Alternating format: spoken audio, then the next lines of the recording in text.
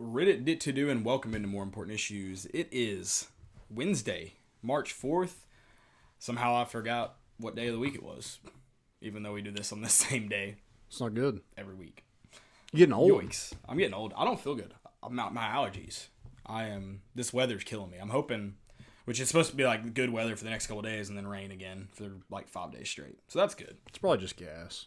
Yeah, that's it. Just a little backed up. This guy I work with, he was like, every time I complain to my wife I'm not feeling well, she's like, oh, it's probably just gas. He's like, I could have a broken arm and like the bone would be out of my skin. She'd be like, oh, it's probably just gas. Is he a gassy individual? I don't know. Do you sit near him? Yeah. So he's probably not a gassy individual. Yeah, I don't think he is. He could be. He could be one of those silent killers. I don't know. Yeah, but you would smell it, so he's not a silent killer. There's some funky smell. It could be him. I don't know.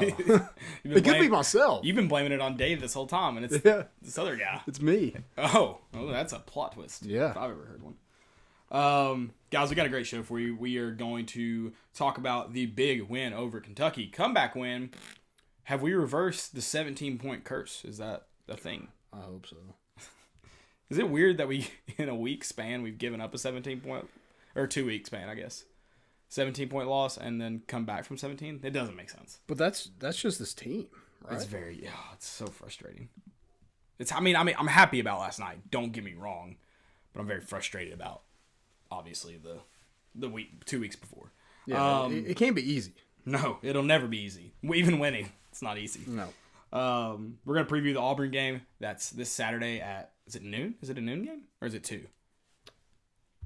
We got a nooner coming up? Yeah, check that for me. We're going to talk about some SEC basketball. It is a nooner. It is a nooner? Yeah. I don't know if I'll be out of bed in time. Got a tailgate, right? You want to tailgate this? If it's pretty weather, you want to tailgate? Is it supposed to just be get a random spot? I don't know. That's what I'm saying. Just want to. I'm not against it. We'll talk about some SEC basketball. We've got recruiting news. The Vols continue to roll. Did you see my stat I tweeted out? No. In February, the baseball team this February has 115 points runs. Yeah. SEC or Tennessee football in 2017 had 113 points in SEC play. Broke my pen. Got excited. That's not good. I tweeted. I was like, those two things have nothing to do with each other, but they're funny to see side by side. You said last February? This February. Or no, I'm sorry. Then last football season or this 2017 football season. So our worst 4. Yeah, you couldn't. I feel like you had to use that season, otherwise it wouldn't have worked, right? Right. Maybe 2018. I didn't look at 2018 though. Yeah. It could have been, but we got blanked by Georgia in 2017. We only had 7, I think, at Alabama. We had like 10 at LSU. It was bad. I get what you're saying. Yeah. Let's just. I intentionally chose the worst season in football history. Yeah, but you just kept naming off the scores. I'm like, dude, we got to stop this. It was a good. It was a good day yesterday. It was a good day. And you're bringing me down a little bit. I'm not enjoying that. And then we've got some segments for you. I was gonna say something else about the baseball team. Now I don't remember. But we got 2 reasons to put the hat on though. I'm not gonna make you do it now, even though you probably should make up for lost time after the. Yeah, last week it took me a while to put it on. Yeah, which is bad. But let's just go ahead and do it. Yeah, go ahead and get it on. Go ahead and get it on. Damn, it looks good, doesn't it? It feels good. It feels good. It feels really good. It's a good fit. Feels good, looks good, play good. There you go. We played good. Well, we played good in the second half. Yeah. How many points do we have? I need to pull it up. Hey, that's all that matters, though, right? You gotta finish strong. Yeah. I don't necessarily like the way we started, but you gotta finish strong. We didn't score in the second half until like 17 minutes though, like the 17-minute mark. Well, I think it was 17-23. So it was a 17-point lead with like 6:50 something left. I'm pretty sure 6:50 left in the game. 16:50 left in the game. There's no way, but okay, but maybe you're right. Yeah. So we were down 17 at that point. We didn't get to watch much of the first half. Is this our fault? Is it a reverse curse for us? We did watch the end though, so that's what I'm saying. Like, did we just reverse? Like, I feel like I'm typically the one that watches the crumble, turns it off, and then we come back. This time I didn't get to watch much of the first half. We were kind of in and out of it. This time we watched the end. If we had started losing, I would have left. Like, we watched it together, I would have left and not watched the rest of the game if we had started losing. Yeah, I guess you kind of have to. I think it's time to ask if my curse has also been. Did we just reverse a lot of curses? Or I think it's wait and see. Wait and see. Yeah. let's wait and We see lose how, by how 22 Saturday. to Auburn. Yeah, it's Then it's not done. right. Oh, that's fantastic. Also on the Kentucky note. Oh, well, you know what? I'll save that until we start talking about it. Are you ready to go? Are you ready Yeah, to let's roll? get it. You ready to jump into the show? Yeah. All right. Well, before we do that, though, one more thing. Landon's going to tell you all about our friends over at Commercial Bank. Guys, Commercial Bank is your neighborhood bank, and they are a leading financial institution with the services, capabilities, and resources of regional and national banks. Whether it's purchasing a home, saving for your child's future, or planning your next vacation, Commercial Bank is with you every step of the way to navigate life's big decisions. Life made better. Visit cbtn.com to learn more and find a branch near you. Guys, go check them out. Any financial needs you may come in contact with, go check out the official bank of More Important Issues, Commercial Bank. Go check them out. Do it. Let's talk some Kentucky. Oh, first I want to start Okay. Sorry. Oh, by saying, you know who we saw last night? The headband wearing, number 10 wearing, wind stealing, wheeling dealing, team plane flying, son of a gun, John Fulkerson. That's who you saw last night. The best player on the court. oh yeah, by far. By far. Best player on the court. 27 points, 6 rebounds, 2 assists. Domination over number 6 Kentucky. Dominated Nick Richards. Nick Richards couldn't even stop him. SEC Player of the Year. Couldn't even stop him. SEC player? Yeah. No. John Fulkerson, baby. Just a kid from Kingsport. Just dominating the number 6 team in Rupp Arena. Love it. He beat Love it. Rupp. He beat Calipari. He beat Nick Richards. Rupp Rees. He beat them all. Dude, the calls down the stretch were pitiful. Oh, God. Some of that charge fouls. on Josiah Jordan James, terrible. Absolutely terrible. Absolutely terrible. Slaw. But, dude, just a gutsy performance. You know, first I'll mention John Fulkerson again. The last 5 games, he's averaging 17.4 points per game and 4.4 rebounds per game in the last 5 games. So he's playing that's like All-American level, right? I want to say especially yes. who you're playing, who's it against? Like, dude, Florida, Kentucky, those performances, you're playing like an All-American. That's the biggest thing I was about to say about Kentucky that I want to say in the show is like this team was labeled by some of the national media as the hottest team in college basketball right now. Oh yeah, and you went in there and won by 8, came down from 17 and won by 8.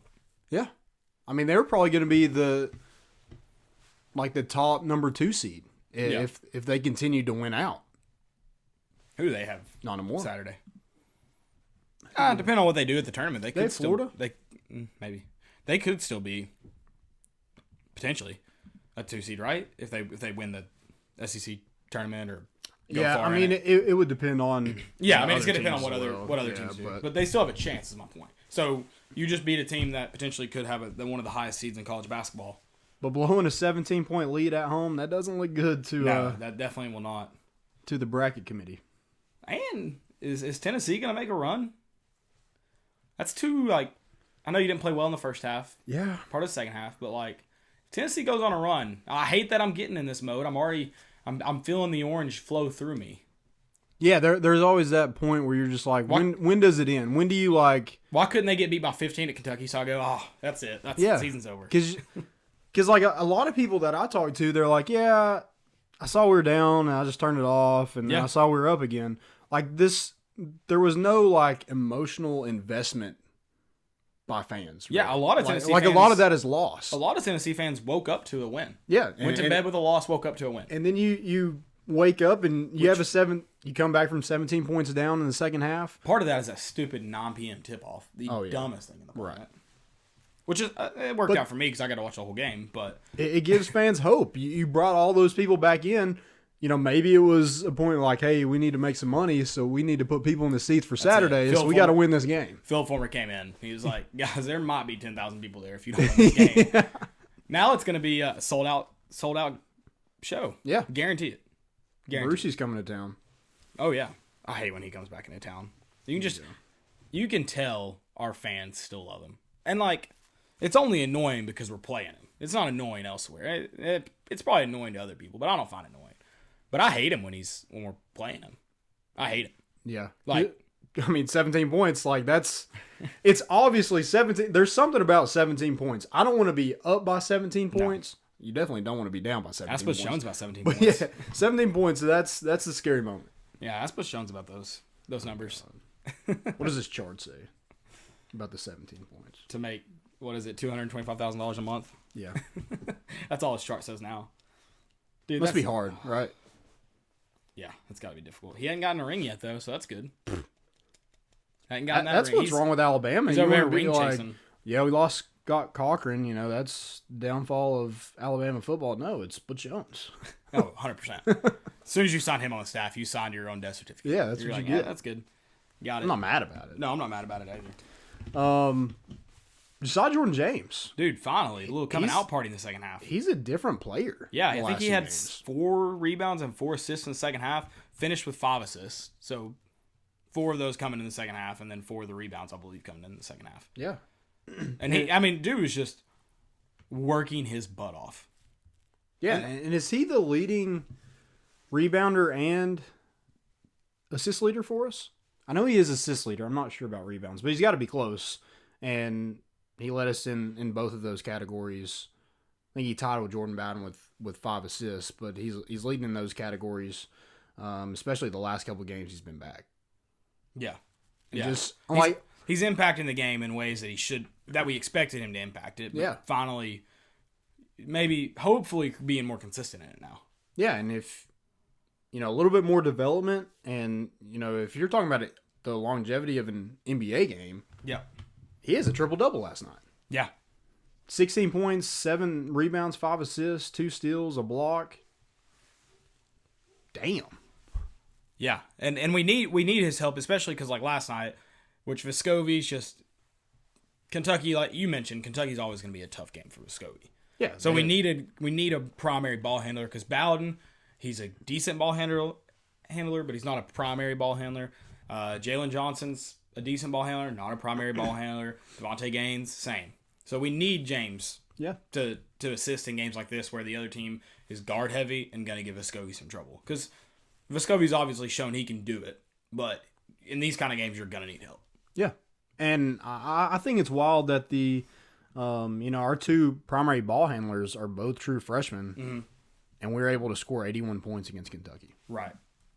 How many times we scored 80 like twice this year? Is that right? I saw that. I'll have to look. I mean, we scored 50 in the second half. Yeah, that's. I mean, where is this scoring out? I know we need that output all the time. I mean, it's all the time. And I feel like we took good shots. It wasn't like terrible threes. We got open shots, and I think a lot of that has to do with John Fulkerson just dominating the paint. Oh, and I feel like he brings confidence to everybody else, and it kind of sinks the defense in, and so you're able to get outside shots. Yeah, no, I mean, it definitely helped a lot that coming out in the second half, which, what game did he do that? South Carolina? Was it? No, I don't know. We saw it again in another game earlier in the year, though, where he had a really good first half, and because of that really good first half, it opened up things for the rest of the team in the second half. Yep. So it just shows how big of a help it is if, like, Fulkerson or Pond, someone who's working the inside, has a really good first half. It just opens up a lot. Mm-hmm. And I thought we played great defense. They scored 73 points, but, you talk about all this NBA talent that Kentucky has, and you defended them. You didn't give them anything easy. No. You got steals. You got strips on their way to the basket. There wasn't just like a bunch of open lanes that I feel like there was against us when we were at home. Yeah. Against Kentucky when we were at home. Yeah, I mean, like you said, you at least made it difficult. And then down the stretch, because you made it difficult, some of those shots weren't falling. Yeah. That they were having to try and earn. It was a big game all around. And just another defensive, hard to call it a domination because, like you said, they scored 73. But more than over half that came in the first half. Yeah. When you didn't play great. So. Yeah. Absolutely. Much better second half. I just feel like we wanted it. Like we got to loose balls. There was just this fight that we haven't really seen this year. I mean, you saw it against Florida in the first half against Florida. You almost blew that one, but there was just we were not going to lose that game. Right. When we got on our little run, we were not going to lose that game. When we cut it within 5, it was our game to win. I want to know where we found that fight. Like, because like you said, we haven't seen it a ton this year. But last night, like, we wanted it more than that. Yeah, so let me ask you this. What do you think that is? Do you think we're just finally healthy? Because I know Rick Barnes has said that. You know, Fulkerson wasn't healthy for a little bit. Obviously, Lamonte, that put a big damper on things when he left. Vescovi is still acclimating to everything. And then Josiah Jordan James got hurt. Yeah. So do you think we're just finally healthy and we're finally have that chemistry? Man, I hope we're healthy because we're going to need it down the stretch. But I think one of the bigger things is, like, anytime you get to, at Tennessee especially, but anytime when you play for any team in the country and you get to go face Kentucky at Rupp, that brings a different set of energy. Yeah, so I mean, that's part it's a Kentucky fan told me this at work that it's everybody's Super Bowl. I agree. I wouldn't call it the Super Bowl. Right. But like that's it's right. Like Evansville and Yeah. people like that. Like they go in there wanting. I mean, you're going to get everybody's best shot. Yeah, even Duke and North Carolina, when they get to play Kentucky at Rupp, you're going to want to beat that team in their own arena. I mean, their record at Rupp's incredible. Yeah. They hadn't lost in 129 games, I think, if they led by double digits at half. Yeah. 129 straight. And that. So, yeah, the entire time under Coach Cal, Yeah. like they have not lost with the double-digit lead. Yeah, so, just things like that, I mean, definitely bring its own kind of fire to it. And Tennessee, that's something that they hear from the coaching staff. They hear from former players. They hear from, the older guys on the team because it's instilled that you beat Kentucky at Rupp. And it's not because, obviously, traditionally we don't beat Kentucky, but it's the thing you want to do. It's the thing you want to achieve. Mm-hmm. And if you can, if you can beat Kentucky at Rupp, you have probably had at least a decent year, if not a good year. Yeah. If not a great year. But, this could definitely change the trajectory of the end of the season. Yeah. Because that was the kind of thing we talked about at the last show is, like, it kind of sucks when you play these really good teams down the stretch, Florida, Kentucky, Alabama, or Auburn, sorry.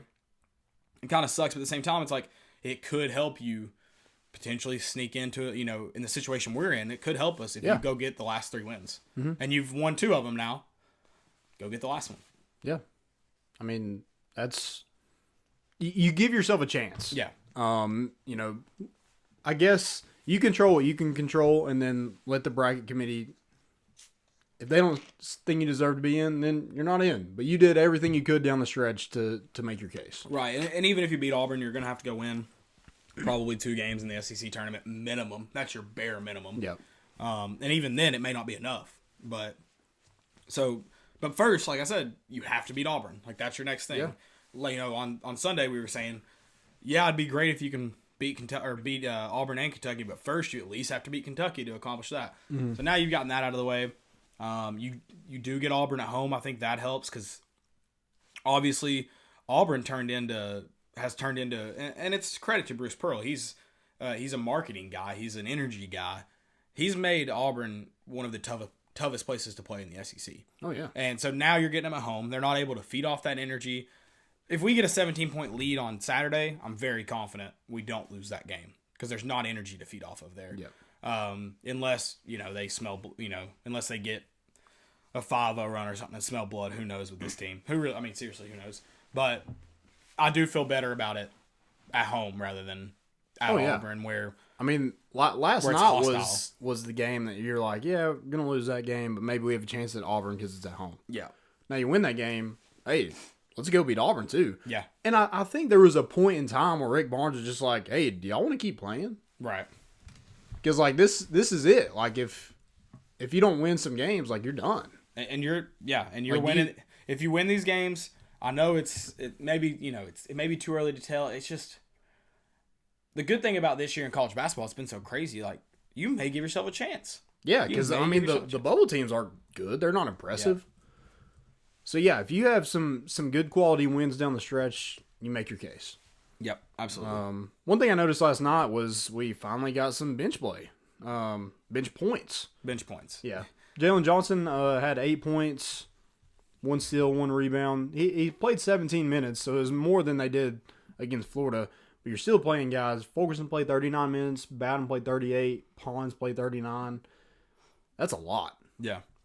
Yeah, I mean, we only played 3 guys off the bench. And I mean, there's no way, especially if you win a couple games in the SEC tournament, you're not going to be able to sustain that night in, night out. Nope. We've got to find a way to get some guys in. Like, Urosh only played 2 minutes. Do you think it's just trust, or do you think it's like, this is our best chance to win, so we're going to go with this? Best chance to win. And trust plays into that, but I mean, look at Urosh. It's obvious we don't trust him when he's in there. It's just to take up space, and he played 2 minutes, had 2 fouls. Yeah, I mean, he is not making us better when he's on the floor. That's just the fact of the matter. Jalen Johnson, he's so streaky. You got 8 points out of him. That was probably all you're going to get last night. Yeah, I mean, you weren't going to get any more. I mean, Devontae that Gaines helps. Yeah, Devontae Gaines went in there to play defense. I believe he had 2 rebounds. No, just one rebound and a steal. That's why he's in the game, and he may not get any more than that. He might get a few more rebounds.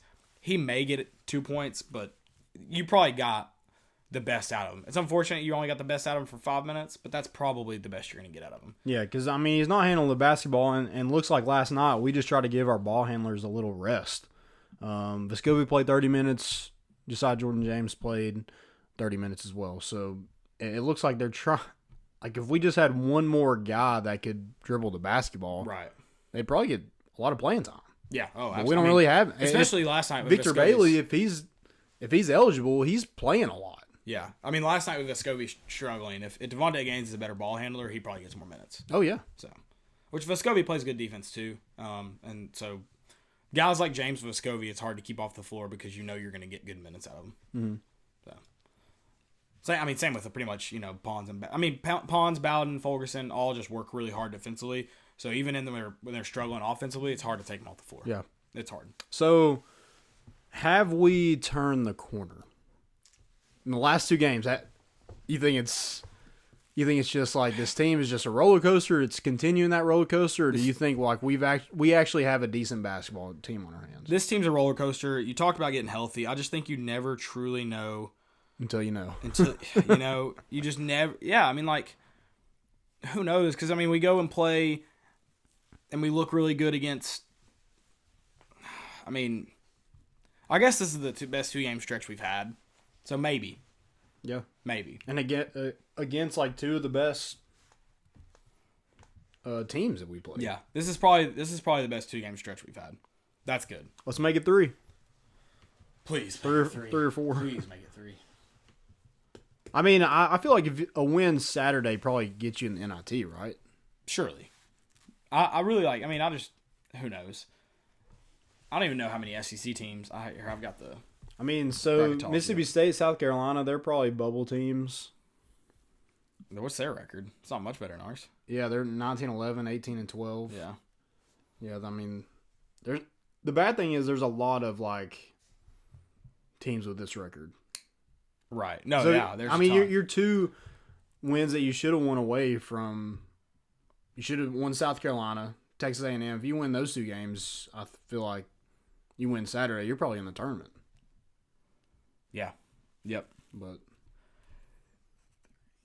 I don't know. Does Florida get in at 18-11? They've got Florida as a 9 seed in the latest bracketology. Joe Lunardi does. Wow. I'll tell you one thing. If they make Tennessee like a play-in game, I wouldn't want to be that other team that has to play Tennessee. I mean, I wish I could say that, but you just never know. I mean, if we're playing just like we not are now, knowing like how you're going to do, you see like them beat Florida, them beat Kentucky, Auburn. Like that's not. Oh, that's like crap. Yep. We got the short straw. I can't believe Florida's a 9 seed. Yeah, they're 18-11. I mean, the bad thing is the SEC just beat up on each other. There's only 4 SEC teams in Joe Lunardi's bracket. Yeah, as of March 2nd. Yeah. So it looks like ETSU. It's gonna suck. What the SoCon needs to happen is for someone else to win the tournament because ETSU's already in, pretty much. Yeah. So I need somebody else to go grab that automatic bid. Anything else for the Kentucky game before we move on? That's all I got. I mean, we got to keep Vescovi's parents in town, I guess. Dude, I said it. If we win it at Kentucky, you can't let them leave. Got to keep it. They'll be here Saturday, I'm pretty sure. It was 10 days, right? So unless they got here a few days earlier, which surely not. Yeah. Surely they got here Friday night or Saturday. A surprise, yeah. They wouldn't wait they just that sit in the long. hotel room for a couple days. I think you have to keep them here. I agree. 100%. Yep. For a good luck charm. Absolutely. If we beat Auburn, they can't leave before the SEC tournament. That's not allowed. Yeah, I mean, do you get the same thing like the Rick Barnes treatment where he got all those free meals? We're just like hotel companies just like, hey, you can stay here for free. You can stay here for free. That should be what happens. Post them up in the embassy. Let's go to the rooftop bar. Oh yeah, no, the new one. What's the new one? Is that the embassy? Yeah. Okay. Yeah, the Hyatt's it's kind of too cold to the Hyatt right now. Oh, it's more, dude. It feels great today. Probably not on a rooftop, but yeah, probably a little chilly up there. Auburn though. Man, it's just the good news is it's hard to beat a team twice. Yeah, that's the only good. That's the only good thing I really have to tell you. They play A&M tonight at 7, so that game's about to tip off soon. I mean, I hope they win. I would hate if they lose again before they play us. I would absolutely hate that. Yeah, they'll be mad and pissed off before they. I guess that's what happened. Yeah, that wouldn't be good. I'm trying to see seating wise. So we're 7 right now. If it ended today, teams that played today also. Yeah. But I think the team we were behind was Alabama, and they lost last night, right? And we won. They lost to Vanderbilt, and we won. Yeah. So I feel like that means probably a set. I mean, surely I don't think. I'll see if I can pull that up. Yeah, surely we wouldn't move down if anything happened tonight. Yeah. Well, if Texas A&M wins tonight and then we lose and they win on Saturday. I mean, tonight, I don't think we could move down. That's what I mean. No. I don't think so. No. We would be tied with. Well, if Texas A&M wins tonight, they'd have tiebreaker over us, right? Because they won head-to-head. I would imagine. Who knows? Who knows with all the... Yeah. There's probably some... It's probably like points first for some reason. Something stupid. Did you see the story about Lamonte? Yeah, shooting with his left hand. Yeah, that's... it looks like I shoot basketball with my left-handed. I mean, that... It's pretty crazy. Yeah, and he was going to do it. It was... Yeah. Didn't tell the coaches. He's like, I'm just going to shoot left-handed. No, he did tell the coaches because... Well, he didn't tell them for a while. Oh, okay. And then he was practicing like that. And then I guess they found out, and then Rick Barnes kind of talked him out of it. Oh, yeah. Rick Barnes is adamantly against it, which... I mean, I guess you're just looking out for your guy, but it's I feel like it would have been better for him to try it shooting left-handed than for him to try it shooting right-handed. Yeah. I don't know. Because, I mean, they knew the shoulder problems weren't going to go away. They pretty much told him, if you're going to play now, you're just going to play with shoulder issues. Right. So it seems like it would have been a safer thing to go. I don't know. I mean, crazy. You can't ask anything more of a player than... No. Because, I mean, he's given everything he had. Go out and shoot with your non-dominant hand. It's awful. A lot of you are bad, and me. Yeah. Are bad with our dominant hand. Yeah, and so you go out there and try to shoot with your non-dominant hand. I mean, it's miserable. Yeah. I mean, just riding, and imagine doing something athletically at a high level of basketball. Yeah. I mean, that's wild. I mean, props to him. I mean, I had a bunch of respect for Lamonte Turner. I gained a lot more from just reading that. That's insane to me that he was going to do that just to play basketball. Right. Crazy. So, we have some questions. Let's get those. I'm trying to pull up what the SEC standings are right now. Here we go. Oh, I have it right in front of me. Oh, do you? Yeah. You could just read that off. Just kidding. So right now, if it ended right now, I know there's some games tonight, we would be playing either Vanderbilt or Missouri, winner of that game. I'll take those. I know. I'm like, that seems like so. 7 seed might be cushier than the 6 seed. They got to play the number 3 seed. Huh. I don't know. Oh wait, no, yeah. Yeah. How does that work? How does 6 have to play number 3 and number 7 seed gets either the 11 or the 14? Seems backwards, right? The 6 seed gets The 3 seed, according to NBC. So do they get a bye? Nope, that's in the second round. Okay, they have it typed out wrong. They do. They do get it. They do get it. The bracket shows it. Yeah, I was like, that doesn't make sense. 7 does play the... Yeah, 3 gets a bye. I don't know why they have it typed out like this. So 6 would play... 6 would play the winner of... Right now, if it finished. So 7 plays the 10 seed, which would be... Arkansas. So we'd play Arkansas if it ended right now. We'd play Arkansas, and then winner would play... Is it Kentucky in second? Auburn in second right now. So you play Auburn. Yeah. If you won that game. Yeah, we need to be a 6 seed. How do we do that? Oh, we got to figure that one out. We got to win this week. Just keep winning. Just keep winning. They'll find you a seed. Just keep winning. Who does South Carolina play on Saturday? Do we know? I can find that. I'm pulling it up right now. Oh, I just don't want Bruce Pearl to get another win in Thompson Boyd Arena. Can we please not let that happen? They play Vandy. Damn. All right, guys. Well, we're going to be playing in 10 seed, it looks like, at best. Right. Oh, well. Hey, is Vandy on a roll? I think you have to ask that question. Saban Lee, baby. How many points did he have last night? Do you know? I have no clue. Let's look that up, too.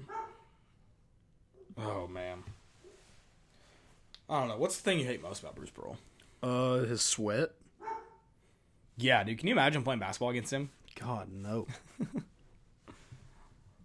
Oh, that'd be awesome. Let's see. Last night, they beat Auburn by 9? Yeah. Vandy beat Auburn by 9? 8. They beat him by 8. Alabama. Why do I keep saying Auburn? I was like, what? In the same ugly state. That's why. Saban Lee had 38 points last night. Jesus. He had... he has to. Yeah, I mean, if they're going to win. Yeah, I mean, which guy... Kyra Lewis had 30. Dang. How are you going to lose when your best player has 30 points? That's not good. Yeah, that's bad. But Auburn, I think the main thing with Auburn is you got to keep playing the way you're playing, hit high percentage shots, or just take high percentage shots, make those shots, keep Dowdy from driving the lane. And runs. Yeah. I mean, especially, basketball is just a game of runs. Right. But the biggest thing, like Auburn, is just they're streaky in the regard that they'll let you go on a run. So you've got to take advantage, and then you can't let them go on long runs. What was it? I think their long run was in the last game was 16 points. Yeah, something like that.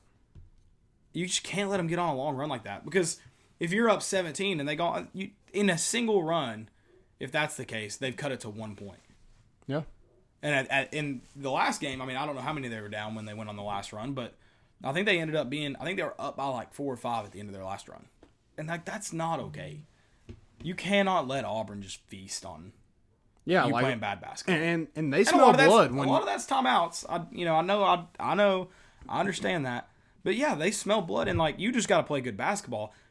If they start going on a run and then you start trying to play their game where you're flying up the court and trying to make plays happen quickly, that's what they want you to do. Yeah. You have to slow the game down. Because every time you make a mistake and they capitalize on it, that noise gets louder, and that lead gets smaller and smaller, and then you start freaking out. Yep. You start shaking, trembling a little bit. So yeah, you just go play basketball. I think that's what Rick Barnes ended up telling Josiah Jordan James. Just like, dude, like I understand, like you're a passer more. But, dude, just go play ball. I want to play ball as hard as you can. Yeah, and I want to play smart basketball. Because, yes, go play basketball, but you can't try to play Auburn's game. Yeah. You can't try to play organized street ball. Like, you cannot do that. Yeah, You can't try to run. You can't try to – because that's how they're going to make you make mistakes. But if you just play smart basketball, if you just play – I mean, unless they're shooting just lights out, then call it a day, throw in the towel. It is what it is. Yeah. But – unless they're just shooting lights out, and if you play a good brand of basketball, you should win. Yep. You should win. Don't let Brucey come out of Knoxville with a win, please. Please. Pawns keep blocking shots. Think Bruce is gonna go to a barbecue while in town? Oh yeah. Probably We're hosting one if you want to come hang out. Probably Buddy's Us and Aaron barbecue. Kraft. You could see him just going there. Aaron Kraft. Yeah. I was like, did I say the right guy? Like that, he wasn't even worth that. He definitely wasn't worth. Didn't he beat us? Yeah, but he definitely wasn't worth all the repercussions. He was not. That if you don't get the guy, it ain't worth it. That's always true. I don't care who you're recruiting. Yeah. It ain't worth it if you. Because LSU. Nothing really happened to them, but I think they're like, oh yeah, worth it. Worth being called cheaters. Yeah, I know. If you get the guy and you win, worth it every time.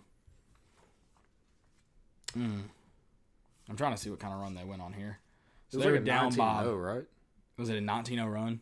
Because I think we were up 17. They went on a 19, something like that. We're up 17 with 14:35 left, and then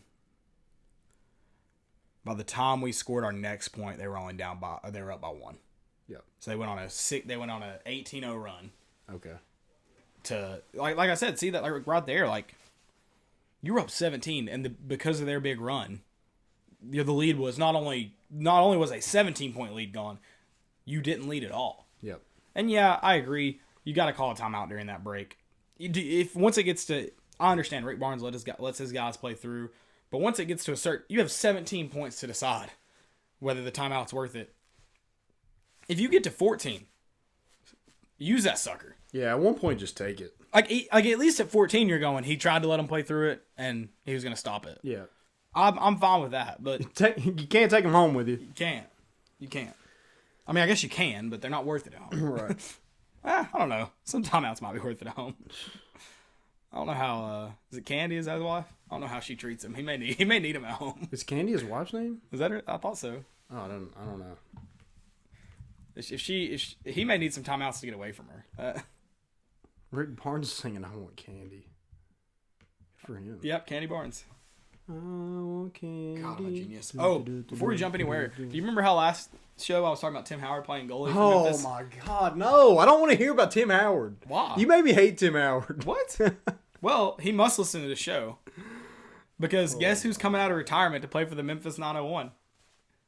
Tim Howard. Yeah, they ran an article about it. Can't believe I guessed it.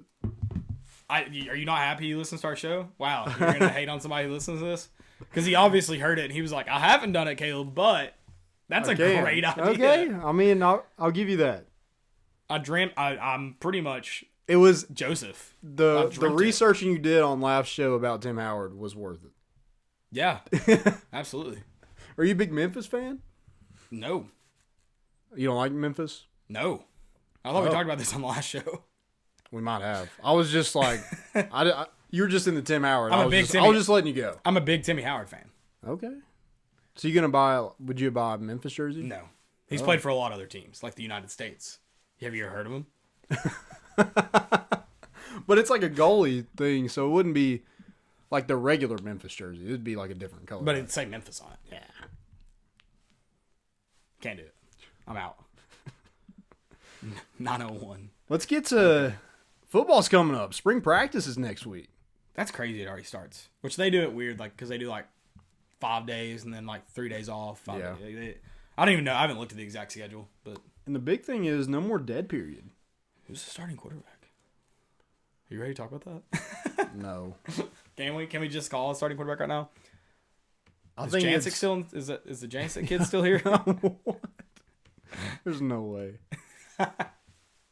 What if they did? They're just like, Pruitt's just like, you thought. Yeah. This kid's actually been balling out here. What was the kid from Grace that played 1 year and then he was like a coach? That guy? He's coming back. He had like 4 years eligibility. Did he coach in Indiana now? I don't know. I don't remember his name. Did he go with, what's his name? I think he just like ran him. Maybe. But, dude, that's the longest throw I've ever seen in the air. He threw a 70-yard pass, like threw it from the 30-yard line, hit a dude in stride in the end zone in Neyland at the Jamboree. It was incredible. I was like, yep, sign the kid. I don't care if he can read a defense. I want him on my team. Yeah, I don't know. All right, let's do something easier then. Give me your starting kicker. Starting kicker? Yeah. Definitely C-Mag. It's not even a question. Oh. And Joe Doyle's I can't believe you don't want to speculate. and Joe Doyle's leaving. Think so. And then so it's Paxton Brooks will be our punter, right? Are you ready to speculate on the starting punter? I don't know. We're knocking off the easy ones first. Okay. Let's get into some recruiting news since no more dead period. I think the biggest news is Chase Hayden is going to make an official visit to Tennessee on April 4th. It's my mom's birthday. Chase Hayden, the Vol legacy, the Arkansas transfer, son of former Vol Aaron Hayden, who's been on the show, friend of the pod. Good guy. I think that's huge. I feel like it's going to depend on if he comes here, if who's still in this running back room. Mm-hmm. I think there's definitely going to be somebody gone. Yeah, you would think at least one. I mean, if there's two, I think Chase Hayden might find his way to Tennessee, but I don't know. I mean, yeah. I think it's really cool that he's gonna take an official visit. He's just gonna see the place, right? I'm. Why would you not? Yeah, you got them. Use them. I like timeouts. Yeah, got the official visits. Can't take them home with you. Can't take the official visits home with you. I think Utah is another one he's kind of looking at as well. I think there was another one. I can't remember who it was. Yeah, April 4th. I think that's the last one that he's taken. So, and then you got some guys on campus this week. First, hold on. So, we talk about how official visits are important for high schoolers. Are they equally as important for transfers, or do you think that's kind of different? Like, what do you think? Is it the same, or is it different at all? Because most of these guys have either played Division I football, or if they haven't played Division I football, they've at least done rounds of official visits because they've gone to JUCO for whatever reason. I feel like it's a different vibe. I would think that it would be. I feel like they've seen all the bells and whistles before. Right. I feel like it's more of one-on-one with coaches and seeing, what the roster's like, what the team's like, and then what's the plan for them. Right. Because, I mean, their plan is to play immediately. Right. They're not trying to wait. Yeah, it's always they're not trying to wait. Like, freshmen, I think some of them think that they have the opportunity to come in and play, but most probably think, I could sit out it. Like a year's not going to kill me. Right. But a transfer, they want this is your shot. We're looking to play immediately. We need that. Like, who can? Yeah. That's probably the look they're trying to find. Mm-hmm. So, a couple big names on campus this weekend. I don't have a complete list. I'll try to get that. 3-star former commit Isaac Washington out of Pilot Mountain, North Carolina, will be back on campus. He decommitted here recently after Tracy Rocker left. So, him getting back on campus, I feel like it's big. Jimmy Brumball, Derek Ansley will definitely be in his ear probably when he gets back on campus. Right. And just kind of, I'm sure building that relationship with Brumball is going to be huge to see if Tennessee can get back in his recruitment. So, I guess that was, Tracy Rocker, I guess we joked about him not being able to recruit. And when he leaves, we lose a recruit. He's out recruiting. Yeah. So, Javari Ritzy is another one. He's a 4-star strong side defensive end. And then 5-star defensive tackle Peyton Page will be on campus this week. So, a couple big names there. Guys to look out for. All 3 of those guys are in North Carolina. So, definitely the Carolinas are going to be huge. I'm sure Jay Graham is in all those ears because that's where he's from. That's his stomping grounds. So, maybe Jay Graham in the 2021 class is our David Johnson from the 2020 class. Let's hope so, because we talked about how important those Carolinas are, especially in this next class. Yeah. And then one thing that I thought it was interesting, I actually got to talk to Caleb Fortner about his visit to Rocky Top. He is a outside linebacker at Central, 2-time state champion. Him and his brother Liam Fortner went on a visit, I guess like a junior day kind of thing, just to see campus, get a little bit of time with the coaches, and I think they toured the school and everything like that. Right. But I think that's huge, especially for Caleb, because he is, he's one of the best players in that area. He's been one of the best players since he was a sophomore. He was the MVP of the state championship his sophomore year. So I think that's huge for Tennessee because they have such a need at the pass rushing position. And he fits that mold. He's got a high motor. I don't know, exactly his measurements and anything like that, but motor is something you can't coach. Right. And so I feel like that one's is going to be open. I feel like if Tennessee wants to get in the thick of things, they probably could. Yeah, I thought that was kind of cool for a Knoxville kid to get on campus, and I don't know if it'll come of anything, but he's a kid that he's probably going to blow up this summer. Yeah, I'm kind of surprised. I mean, you mentioned how he was his sophomore year was the MVP of the state championship. Kind of surprised, after that moment, which I guess he's a little undersized, I believe. Mm-hmm. But I mean, he's also pretty young, so plenty of time to bulk up. And I mean, like you said, the motor is the biggest thing that you can't coach. I'm not seeing his measurements online anywhere. I'd say he's right around 6 foot though. Yeah, I mean, he's not a tiny kid by any means, mm-hmm. but definitely has some room to grow. Yeah. That's all I got. I mean, spring practice, it's here, so we're going to keep an eye on all the position battles and everything like that. I'm sure the quarterback will be the most talked about, like it always Landon's is. going to give you guys a quarterback prediction before the starting quarterback prediction for the end of the show. For the first game? For the spring game. Oh, the spring game. Yeah. Oh, okay. Who's on the first team? I think it's JG. Oh, I know it is. I mean, yeah. I mean, for the first game, I think it's JG. Probably. I don't mean, who knows? Pruitt might come out and surprise us. Yeah. I've heard some things. Oh. Heard some things. That doesn't mean anything, but I've heard some things. Jack Jancic. Is it Jack? I don't know. Which one? So there's one that obviously just graduated, but maybe that's Jack. Is that Jack? There's another one that was right. There was one on campus here recently. Brock is the one on the basketball team. Okay, yes, you're right. Are there that many of them? I guess. I don't know. There was a Jancic quarterback over here recently, right? Yeah. Okay. He was on campus he was here last year. Oh, he wasn't in 2019. He wasn't on the 2019 roster. Oh, he wasn't? Look on the 2018 roster. Yeah, I can't find any measurements for Caleb Fortner. We know he's good. Yeah. I mean, we've seen him. Oh my. Zach Jancic. That's right. He's 6'1", 190. So. Zach Jancic. It is that. Okay. Yep. Brock's on the basketball team, and then who's the kid at Catholic? That was a Jancic, that was right? Jack. Jack, okay. Yeah. Gotcha. Oh, baseball.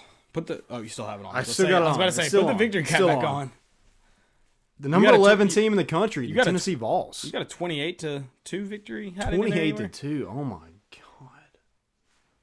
god. Let's start by saying this. Longwood is not good. No, but we also need but 28. But we are good. We are good. Scoring 28 runs is impressive. Yeah. So you gave up 2 runs in just the second inning. You scored in every inning besides the 4th and the 8th. Obviously, you didn't get the bat in the 9th. He had 22 RBIs, 19 hits, 18 walks. Zach Daniels, 2 hits, 4 RBIs, a home run, and a triple. Al Solari had 2 hits, 4 RBIs, a home run. Jordan Beck, the freshman, had 3 hits, 3 RBIs. He had 8 players in the game with multiple hits and 7 guys with multiple RBIs. Dang. I mean, it was just a hidden barrage, and we pitched a bunch of freshmen, guys that hadn't had a ton of experience getting the games and only gave up 5 hits, struck out 14. So Longwood may struggle. They were not that good, but I think Tennessee is. I think we talked about this on the last show. The more and more I watch this team, the more and more I feel like they are for real. Yeah, I want to see us get an SEC play. Yeah, I mean, with the way that we're looking batting, I feel much more confident. Yep. The fact that we can score runs, whereas last year it's like, no matter how well you're pitching, you're worried about can we score in this inning. Now I feel much better. And it's like the Italians. It's like score and score and score and score and score and score. Pass it to the Italians. One of my greatest comebacks. I'm still. I'm sorry. You're good. I'm sorry. I mean, That's a good movie. It's great. It's a great movie. Yeah. Bing bong. But they're outscoring opponents 153-23. They have That's 24 home runs and have given up 23 runs on the season. It's wild. Absolutely wild. I hope we can keep up that scoring, like somewhat of that pace scoring in the SEC. I know it's tough. You're facing better pitchers, but still, if you can keep up somewhat of that pace. And the most runs you've given up so far are 4 runs in a game. Yeah. And that was twice. Houston and Western Illinois. And Western Illinois, you won 23-4. So, I don't know. I mean, this team is wild. 28 runs. I mean, the game didn't feel like it was ever going to be over. No. What time did it end last night? Like 9? It started at 6, so I think it was like 10 is when it ended. No, I was going to say 9 wouldn't be terribly long. Yeah. But we do have some questions, so let's get to some of these questions. Before I do that, the baseballs get back into action on Friday. And you can expect to see Garrett Crochet in some of these games. And Camden Sewell.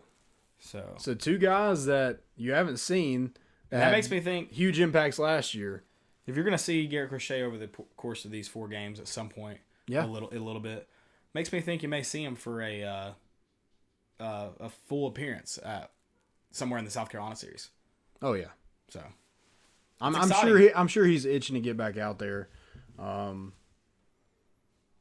dude, that's wild. You have a great pitching rotation right now, and you just add 2 more guys in that had a huge impact in last year's team. So things are looking even better on Rocky Top. But this weekend, you start your series off with Wright State on Friday at 6:30 at Lindsey Nelson Stadium, and then you have ETSU on Tuesday, and then you start SEC play on March 13th against South Carolina in Columbia. So Wright State, one thing that I kind of look into them, they've played Mississippi State, they've played Auburn, so they've obviously played these SEC teams. I don't think they're going to be scared to come into Lindsey Nelson. So, and I think they're a lot better opponent than Longwood and probably George Washington. So, I feel like this will be a good series to get under our belt before we get into SEC play. Right. So let's get into these questions. Where are we at? Also, did you see where Quentin Dormady is? Yeah, throwing at the coming back to Tennessee. Right. I think that's pretty cool. The pro day is on March 26th, so he is coming back to throw. I mean, I feel like it's going to help him just having better receivers to throw to, right? Oh yeah. Maybe the receivers have a different perspective on that, but whatever. So Bailey deep to Hyatt. Ooh, I like that. At VFL Pilgrim, he says, with the way all of UT athletics are trending, does Philip Fulmer have the chance to be the most successful AD in Tennessee history? Your projection for total championships before he retires.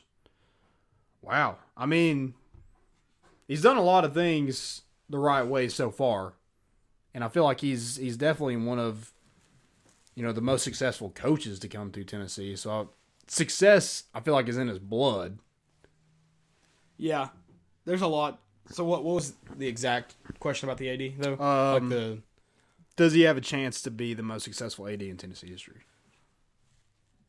I mean, I feel like he has a really good chance because, you got to give some credit in terms of Curry to the baseball program is moving in the right direction.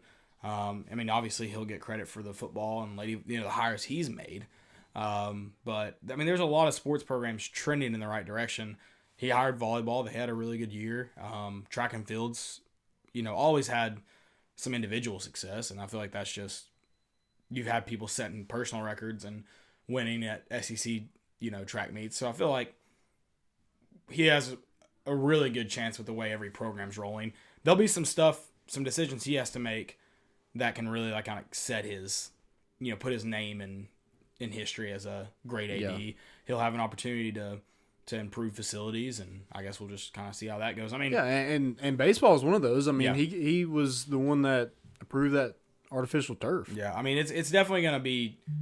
He definitely has a chance to be successful. AD success is weird though, because I mean, very few people will remember athletic directors, 20 years from now. Yeah. I mean, it's very rare and few and far between. But if he's able, I mean, when I say that, when it comes to hires and fires and personnel and specific teams winning, but if you're able to build programs for the long haul, you'll be remembered forever. Like people that are able to build indoor football facilities, or if Philip Fulmer's, I know indoor tracks come up, if that's built and you have the track program being successful for 30, 40 years because of it, then you'll be remembered. Yeah. So. And I look at it like, Philip Fulmer is always going to be remembered because he won a national championship here as a coach. Right. Now, is he going to be remembered as an athletic director? That's probably to be determined. Yeah. I feel like at least he has to win 2 championships in some aspect to at least put his name up there as being the same success as a coach. Yeah, and I think even championships are tough because it's like, who gets the credit if I don't think Rick Barnes will win a national championship here, but if he did, who gets the credit? Sure, he signed an extension, but he didn't bring him here. Right. And does that go to Philip Fulmer? If Tennessee goes to the College World Series, does Philip Fulmer get that credit? I mean, so it's just like, that's why I say wins and losses and championships are like tough to put on AD. I think how programs are set up for the long haul is what determines that. Yeah. Because even then, like, you're going to be remembered as a coach a lot more than you're going to be remembered as an AD. Yeah, absolutely. An AD is an afterthought. Yeah, yeah. Only a few people remember the ADs. Only people that really typically only the people who really know the ins and outs and pay really close attention remember the ADs. Yeah. But yeah, and there's a lot that we'd like to forget. Right. Especially here recently. Yeah, you only really get remembered if you really suck at your job. At Mike Hamilton. Oh my God. We've got some interesting things to talk about with Mike Hamilton that don't get talked about because Decade of Dysfunction is primarily about football. There was some dysfunction the last decade with baseball that needs to be talked about, especially involving Mike Hamilton, which really it was probably the decade before, but still, there's some dysfunction that needs to be spoken about. Oh. Yeah. You have something for us? Not yet, but yes. Oh, okay. I have something, but need to get the full. Ooh, I like the gossip. I watched. So it was the Women Tell All of The Bachelor. I was intrigued because there was so much drama in it. It was awesome. So I like this. This isn't so much drama anymore. It was at the time. Yeah, I love good drama stories. It's great. Yeah. This is the little bit I've heard of it. I am very intrigued. I mean, let's make a Netflix documentary series out of it. Yeah, let's do it. Everything else is. They got. I need you to about look cats. into the camera and be like, I know what I have to do. Like the guy from Firefest. I knew what I had to do when I went into that office. Take one for the team, bud. I'm not going to do that. You don't have to do it. You just have to say it. Okay. Okay, yeah, we probably need to move on. So Ethan Dixon at Vols Boy 2002 said, "What's one weakness you've seen with the Vols baseball? Because I really haven't seen any." I think that's true. I mean, especially up to this point, they're undefeated and they're scoring opponents 153-23. So it's hard to find something. But if I were gonna say an injury and just nitpicking, it's probably injuries, just because of like the people that were missing now, like Garrett Crochet, Camden Sewell. Solari got hurt, but he played last night, so it was. I guess it wasn't anything too major. I feel like that could be their weakness. It's not necessarily a weakness right now, right? But it could be a weakness. Say if Garrett Crochet comes back, and knock on wood that this doesn't happen, but he comes back, his arm is still sore. Right. He's not able to pitch. He's not able to, have an impact on this SEC season. That's huge. So I'm not saying that it is right now, but it could be possibly. Injuries could be, and just like any time. And you're nitpicking. Yeah, you're nitpicking, and that's why I agree. It's hard to say there's any weaknesses. I asked that question at the end of March. We'll have 3 SEC series down against several good SEC teams, that being Vanderbilt, South Carolina, Vanderbilt, and LSU. ask that question at the end of March, and I'm sure we can name some weaknesses. That doesn't mean we won't win a lot of games in that time period. Yeah. But I'm sure after South Carolina, you'll probably have you'll have at least some iffy stuff. Yeah, and then Vanderbilt, after Vanderbilt, you'll know exactly how good this team actually is. Yeah. So ask us at the end of March, and I think we'll be able to give you a much better answer. Because I agree, it's like, how really can you point out much weaknesses, or many weeknesses right now? So taking that off, it's making my head sweat. Like you said, it's a perfect fit, man. Come on. It was a perfect. That's why I was making it was snug on there. I think we had one more. Yeah, so Ethan Dixon at Vols Boy 2002 again says, also assuming Fulkerson stays healthy next year, do you think he breaks 1,000 career points? He currently has 619. So I did a little bit of math on this one because I got this a little earlier. Oh, big math guy, huh? Yeah, big math guy. So through 32 games, he would need to average right at 12 points a game to get 1,000. It would be 1,003 if he didn't score any more this season.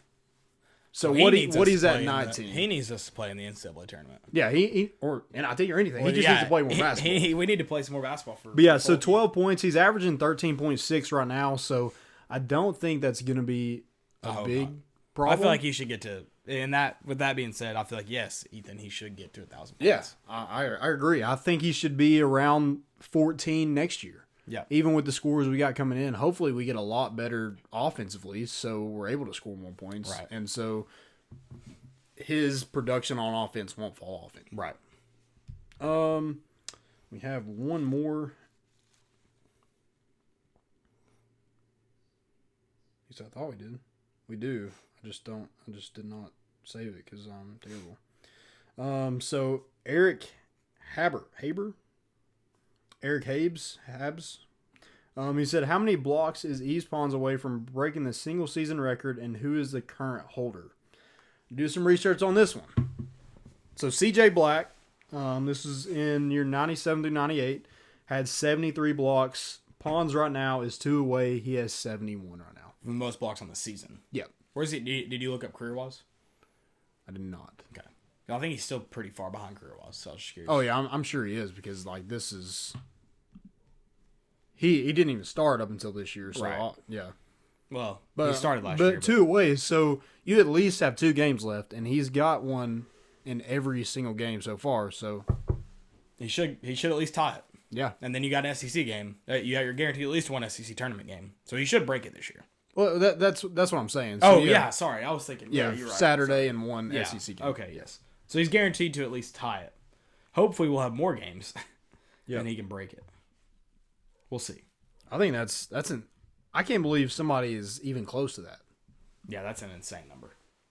Because he's averaging like 2 point something blocks per game. How many do we have as a team this year? Did you look at that? I did not look at that. Golly, I bet it's a ton. Yep. That's all the questions we got. You want to get to segments? Yeah, let's move into some segments. So JumboTron. I can tell you how many blocks we have as a team. 170. To our team's 91. And East Pons obviously has 71 of those. So we have 170. And our opponents have 90 together against have 91. us.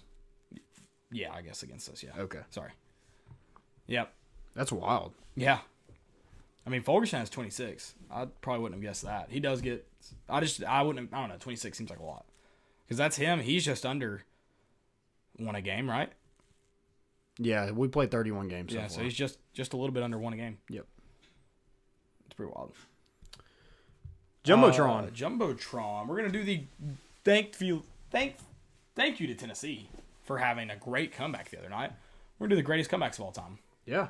Fictional, real, greatest comebacks of all time. Who you got? I got Peyton Manning. Him coming back from a broken neck. And actually and not even just playing football. He excelled in football. Yeah. So, Won a Super Bowl. Huh? Yeah. Won a Super Bowl. So. After a broken neck. He had to learn how to throw a football all over again. That's pretty cool. I mean, I feel like that's a good comeback, right? Oh, yeah. It's a great comeback. Gotta be. It's one of the greatest comebacks. Yeah, you gotta be up there. Speaking of football, I've got one. 28-3. Is this a comeback or is this just a meltdown? Oh, it's a comeback. It's a comeback, all right. And it's one of the greatest comebacks. Okay. I mean, yeah, it is definitely an all-world meltdown from the Falcons. But hey, the Patriots had to score too. Yeah. Falcons didn't score in the second half, right? At all? No. Yeah. No, they scored in the third quarter. Okay. Yeah. That makes it worse. That makes it worse. Because you didn't even get blanked in the second half and still lost. Yeah. Love it. My next one is the longest yard. Got to be Crew? Crew, yeah. What's his first name? What is his first I can't remember. Adam Sandler or the older one? No, the Adam Sandler. I don't even know if I've seen the older one, like all the way through. I've seen bits and pieces of it. Yeah, I don't know if I've seen it all the way through. Yeah, I don't think I've either. Yeah, the inmates over the guards. Got to be a great comeback. Adam Sandler almost gets shot after it. He does. Because he came back. Big comeback guy. Big comeback guy. Big comeback guy. My next one, fictional as well. Kicking and Screaming. The Italians. Pass it to him. They almost didn't get to play in the championship game. So the championship semifinal game. I don't know, one of the games. Because they had to work at the butcher shop. But you know what? The team picked themselves up by... There's two comebacks in the story. They The team rallied picks together. himself up by the bootstraps, butchers some meat, comes, and the other team actually forfeits, so that's good for them. And then Will Ferrell has an all-world uprising as a coach. Falls off the map, and then has an incredible comeback to win. You also got to throw in Mike Dick in there, too. Mike Dick never comes back. Remember, he watches from the bushes. But he came from the Bears, too. Oh, yeah, that is quite the comeback. the Tigers. To the Tigers. All-world comeback for the Juice Box boy. That a boy, Bing Bong.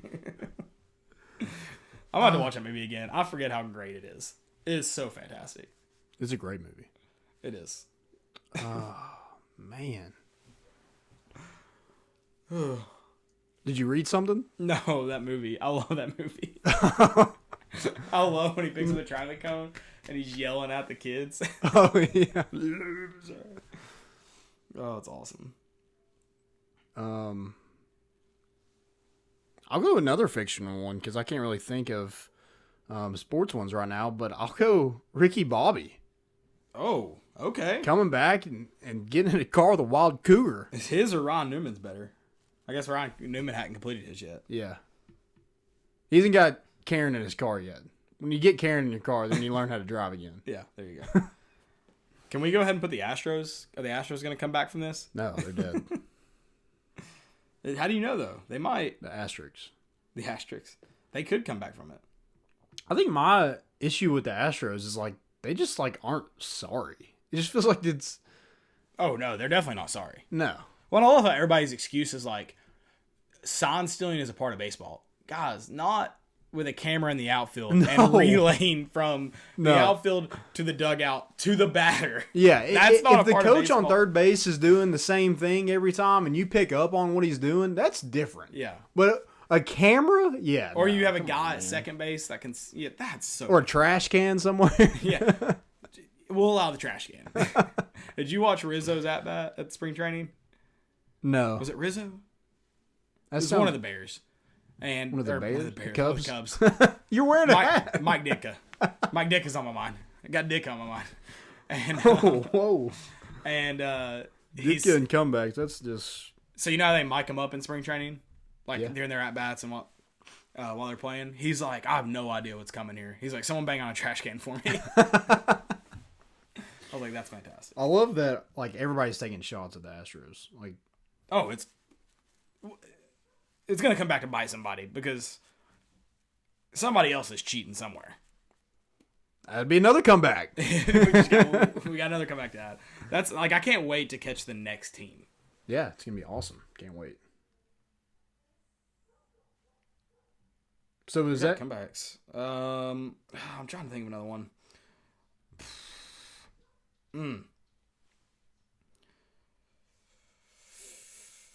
Are we gonna end up putting O.J. Simpson up there? Oh, wow. I was thinking Eric Berry. Eric Berry. Where's he at now? I don't even know. I think he's still a free agent. Is he? Yeah. So he hadn't completed his comeback yet. Well, I guess to overcome cancer, that's quite. Well, he played football the next year. He didn't. He was on their roster, but he didn't play a lot. I thought. I'm pretty sure he played. Did he? Okay. Yeah. Okay. Well, I'd stand corrected. I didn't realize he played after the issue.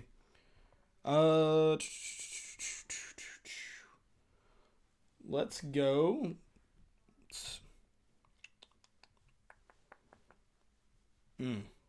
Yeah, I guess just call it a day there. Good with me. We'll go with the Astros. Let's bank on their comeback. Did you see the coach arguing with the guy where he was like, "Are you going to give your trophy back?" And somebody on the staff is like arguing. I'm like, "What are you going to win there? Yeah. Like, what are you going to win? He's like why respond? Keep paying to come here." He's like, "Yeah, I'll pay to do this." I'm like, why do you respond to that? Yeah, just shut up. Yeah, like you're not going to win that battle. It's incredible. That's my stupidity. Yeah. Speaking of that, let's get to it. Let's get into stupidity. You got anything? I do. Go ahead, though, because I got pulled up. Okay, I have Shea Payne. He says, y'all are mad about Rick not calling the timeout, but my man was being smart and waited on the media timeout, saving them for the end of the game, big brain stuff. Wait, this is before the Auburn? This is after Auburn. Yikes. Yeah, dude. Like he wasn't waiting for the media timeout. He was just not. He was being Rick Barnes, being stubborn, and we lost. Yeah. Yikes. Yeah, you can't say that after you lose. No, you cannot. Bad. It's all right, though. Did I share the Alex Bregman thing the other day? How he was talking about how he this is like last year. He likes the way the game polices itself. He's talking about batters getting hit. And then his first at bat in spring training, he got hit. This is like a year ago before all this happened. He's like, yeah, I kind of like the way, the players take things in their own hands. I like the way the police itself. And now, obviously, he's going to get freaking domed with some pitches this year. I love it. So does he. So does Alex Bregman. Yeah, good for him. I'm glad he likes it because he's going to get it. Right. You're gonna at least learn to enjoy it. Yeah, you're going to learn today. You got any more? I got one more. I'm not going to share that. I'll share it with you later. I'm not going to share it on here. So the Tennessean sucks. Terrible. I don't know why anybody would want to pay to listen or read their articles. But anyway, this article is, I didn't read it because I'm not going to give them a click. But it did say, Tennessee wide receiver Juwan Jennings and Vanderbilt tight end Jared Pinkey among biggest losers at NFL Combine. I read the article. To be fair, I do understand what you're saying. To be fair, they addressed what Juwan Jennings did during the season and pretty much just stated that he had a poor combine. Like, his vertical wasn't great, his 40 wasn't great. I mean, I understand what you're saying. Yeah, I mean, my thing is, like, Juwan Jennings is not a loser. That's fact. I mean... So you can't call somebody a loser. If you say Juwan Jennings didn't have a good combine, yeah, maybe. And I just don't think... And I think the only reason I argue with, like, Combine's biggest loser is, like, I feel like to be Combine's biggest loser, the Combine would have to affect your draft stock. The only thing the Combine could have done was help it. They won't hurt his. Like, it only could have helped if he had done well. Yeah. So, I do agree with that. But also, they were fair in saying, Juwan Jennings, here's what he's done in SEC play. Like, he has plenty of work to show for it. I mean, the tape speaks for itself. And that's pretty much what they said. And then they were just like, he tested the lowest of, he was one of the lowest wide receivers to test, which is true. And not really surprising. Not surprising. I mean, I think most people kind of expected that. Yeah. I think I would have guessed a faster 40, but vertical I probably wouldn't have bet a lot on. 3-cone, I don't know. I mean, I mean, I would not have been like, oh, he's going to be one of the best receivers at the Combine. I know I would not have said that. Right, yeah. I just don't get the title of the article. Well, and it's just... I get what you're saying, especially, and I get, like, they try to cover it up, but I feel like they just did that to get people to get clicks. Yeah. And the biggest thing about national media is they're all just watching the Combine. Like, whoever wrote that article probably never saw Juwan Jennings play in a college football game. No. I would almost guarantee it. Probably not. Unless, they were watching the Vanderbilt game, because for some reason, they're probably a Vanderbilt fan. Oh, God. Could you imagine? No, I couldn't imagine. Being that bad in football and basketball? I would say I'd jump off the stadium, but the stadium's not big enough for it to kill me. So. Yeah, it would just break your legs. It's just going to disappoint me. Yeah. That's all I got. That's all I got. Guys, thank you all so much for listening. We greatly appreciate it. We will be back Sunday after a Tennessee win. Hopefully. 2. 3. What time's the game on Sunday? Oh, yeah, probably 4. 4 Tennessee wins. God, I'm going to have to get a new hat. You're going to have to get a couple. I'm going to wear it out. Hats. Yeah. Couple hats. We'll be here back after 4 Tennessee wins. We might tailgate. We probably won't tailgate. But that would be fun to do one time. Yeah. Maybe we'll tailgate for a basketball game next season. I don't know. When we're really good. That'll be fun. If we're really good. Because we probably won't have many noon games, thankfully. Thank God. I don't know. Noon basketball, it happens to the best basketball teams. It kind of sucks. Yeah. It's very strange. But regardless, thank you all for listening. Check us out on iTunes, Spotify, Google Play, anything, YouTube, Facebook, Twitter. Where there's a podcast, you can find us. We appreciate y'all listening to us. And you know who I'm talking about. The headband wearing, number 10 wearing, win stealing, wheeling dealing, team plane flying. I'm talking about John Fulkerson's big night last night. That's all we got. We're bringing the boat in, and we out.